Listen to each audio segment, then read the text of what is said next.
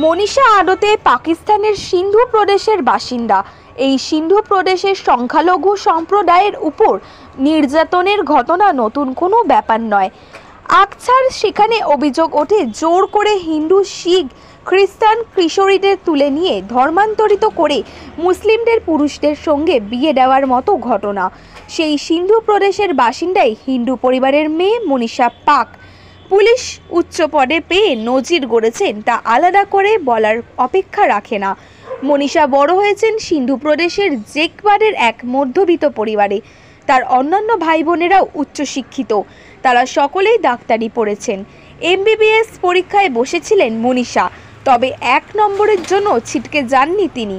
তবে তাতে অবশ্য মনমরা হয়ে পড়েননি মোটেই। সিভিল সার্ভিসের পরীক্ষার বসে উত্তীর্ণ হন। 152 জনের মধ্যে মেধা তালিকায় 16 নম্বর ছিল তার নাম। তারপরে পায় পাক পুলিশের উর্দি উঠল তার গায়ে। মনীষার কথায় তার লড়াই জারি থাকবে রক্ষণশীলতা ও পুরুষতান্ত্রিক সমাজের কঠোর নীতির বিরুদ্ধে। পাকিস্তানের প্রশাসনিক পদে প্রবল লিঙ্গ বৈষম্য রয়েছে, মহিলাদের উপর নির্যাতনের মাত্রাও বেশি। সেখানে মনীষা মহিলা রক্ষক। মনীষা জানিয়েছেন, লিঙ্গ বৈষম্য মিটিয়ে মহিলাদের অধিকার দেওয়ার তিনি চেষ্টা করবেন। তবে লড়াই যে খুব একটা সহজ হবে তা কিন্তু নয়।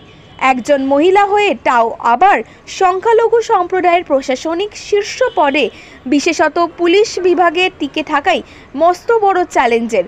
তবে মনীষা জেতার মতো আরও অনেক তরুণীদের অনুপ্রেরণাও ঘটে।